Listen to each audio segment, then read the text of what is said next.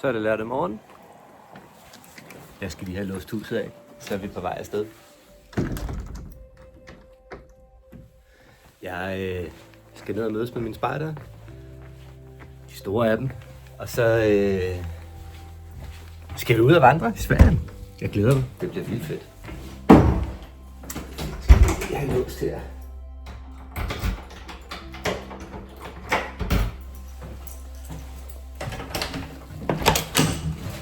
Så er vi lige ved at være der.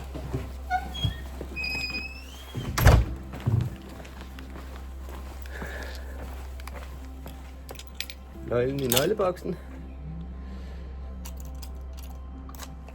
Så er vi klar til at gå. Ej, prøv lige at se her, hvordan syrenerne de bare står. Og herover er det ikke vildt? Jeg ved faktisk ikke, hvad den hedder. Kapafon måske? Den blomster bare så smukt lige nu. Det er slut maj, pinse, vejret er godt.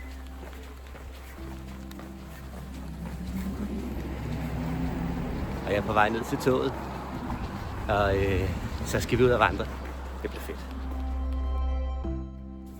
Tur til Sverige med spejderne. En del af Skånelæten, cirka halvdelen af Ås til Ås-ruten, fra Åstorp til Hør. Tropspejderne, de vil gerne på toptur. Det er et mærke. Der skal man ud og gå højder og navigere og overnatte og sådan, du ved, en mindre fjeldvandring. Så det skal vi på. Det er fedt, mand. 13 unge mennesker afsted. Cirka halv piger, halv drenge. Alderen 13 til 16 cirka. Det er fedt.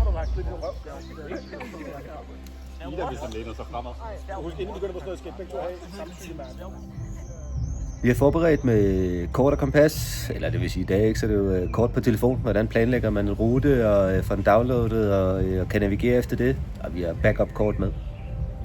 Vi har snakket oppakning, og hvad skal vi have med? Vi har købt ind, vi har planlagt mad.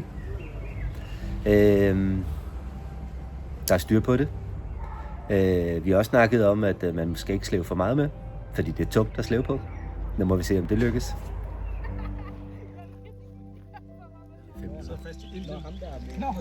Stemningen er høj. Jeg har gået 10 km, og der er ikke nogen, der har fået væbler endnu. Så det er perfekt. Hvordan går det? Er I friske? Ja. Ja. Vi har gået 23-24 km i dag.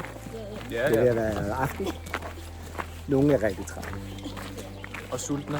Nogle går ben bagved og har fået væbler. De allertrætte, de er blevet sat op foran. Og ja, vi har besluttet, at vi power igennem, og så spiser vi sent aftensmad og laver lejr her om 3-4 kilometer. Hvad siger I til det? Jeg siger mad. Mad! Det er en anden slags tur, end jeg plejer at fortælle om. Nu er jeg afsted med mine spejdere. De er skide søde. Og jeg er jo normalt har de små. Men jeg er special guest star her på den her tur.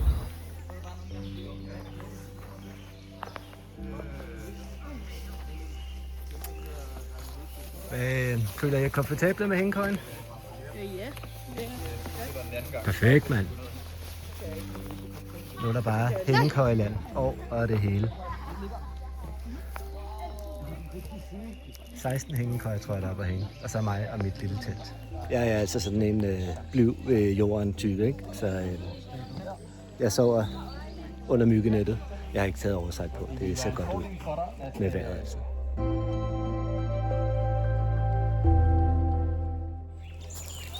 Er der nogen bestemt måde, man skal pakke hængekøjen sammen, eller man bare noget? Jeg tror bare, du maser den ned i. Har du puttet de der stave ud? Jeg har dem i. Perfekt. Så tror jeg bare, du maser dem ud. Okay. Har I stået godt? Ja. Det var da dejligt. Jeg er lige ved at lave lidt morgen, pakke sammen, stemningsbilleder.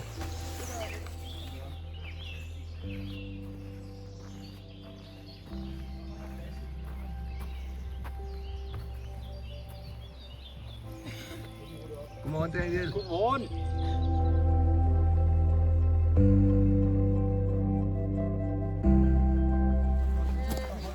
Så er vi på vej igen. Altså, vi kommer jo ikke tidligere sted. Jeg tror, at klokken er blevet 10:30 eller sådan noget. Men vi har haft det rigtig hyggeligt. Folk er ved godt måde. Fået morgenmad. Fået behandlet vabler. Fået sat det tape på diverse steder, hvor man er øm. Og, ja. Så 30 km igen i dag. Yes. Og, Så klar. Ja, lige præcis. Det tror jeg også børnene er. Ja. De unge mennesker.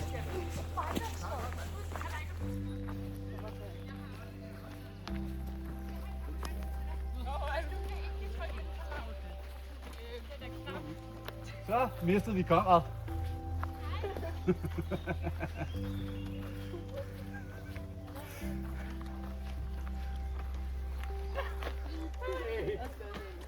Pas på, de fjendtlige.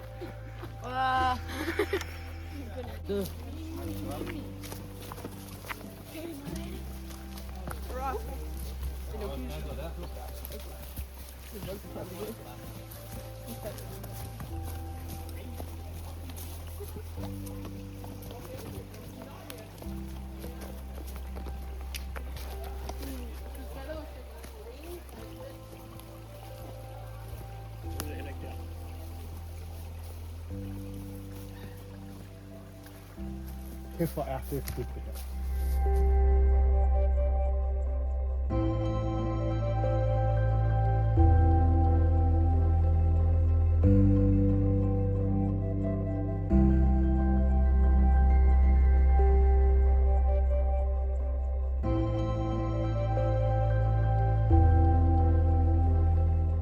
Det er blevet frokosttid.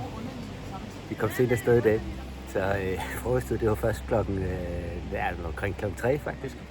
Vi har fået en is og lidt på vej, men sådan går det, når man først er færdig med at gå der pakke sammen, der kan gå klokken 10:30 om formiddagen. Men vi er trætte. Der er nogen, der har ondt alle mulige steder, og men de giver den skal, der bliver gået igennem. Det er meget godt. Men vi lavede en ny plan, så 10 km mere, så kommer vi i mål. Så kan vi nok ikke mere i dag. Så skal vi stadigvæk gå et par 20 km i morgen. Tidligere sted så går det, og der er ikke så mange højdemeter i morgen.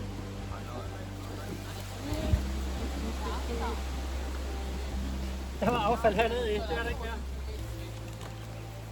Det er her. Lav, det vil lige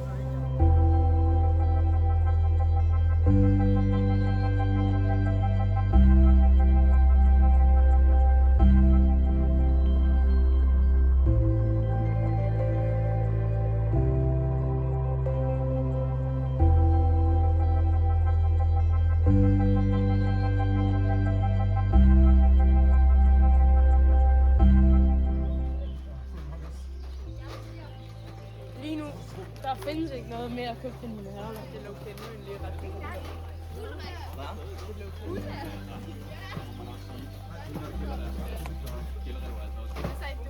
Jeg sagde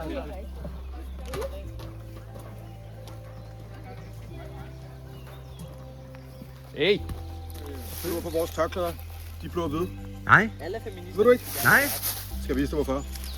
Forborg leverpostej. Forborg leverpostej! Let's fucking go. hvordan er Forborg leverpostej? Nu er du nødt til at fortælle til kameraet, hvad er historien om Forborg leverpostej? Hvorfor er Forborg leverpostej fedt?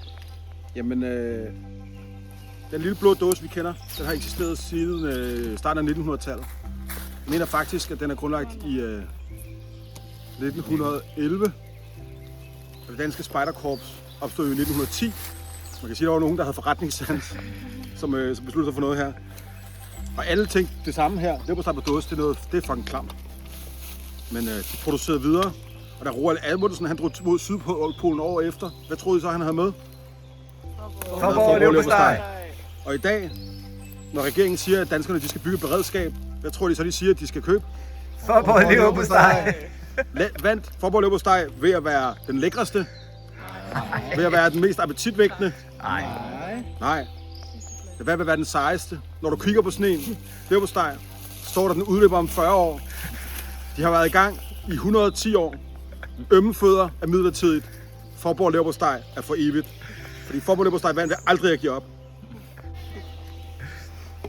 Hvad siger vi hernede? Hvad siger vi? Er du forbolever på stegen? Meget forbolever på top? steg. Meget forbolever.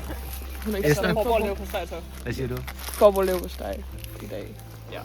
Og så har jeg ikke prime. Louise? Hvordan er humøret? Det er meget godt. Det er perfekt. Har du ondt i fødderne? Nej, faktisk ikke. Det er sejt, mand. Det er sejt.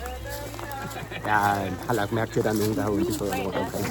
Det gør virkelig ondt de sidste par kilometer. Hvordan er toilettet derude?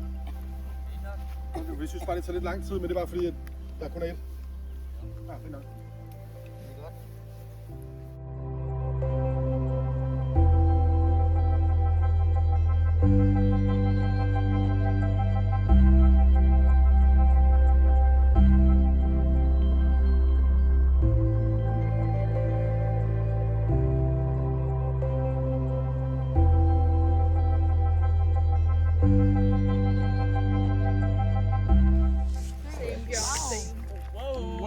Hold da helt op. Et gækkebrev.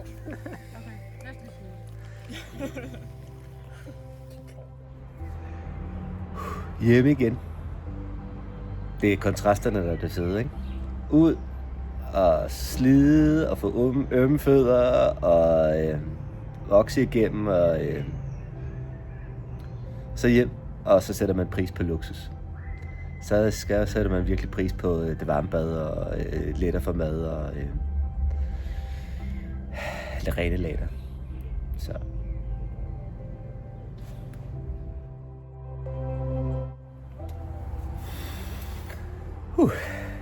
Så er jeg hjemme.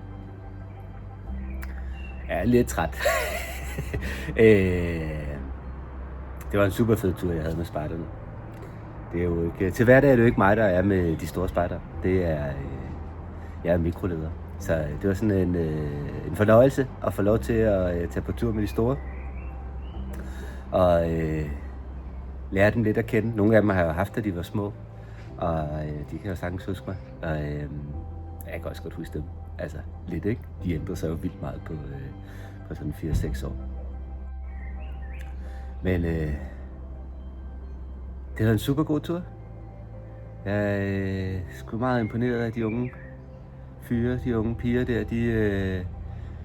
De knoklede fandme igennem. Der var bare væbler over det hele, og væbel på væbel, og et tredje væbel, og havde ondt, og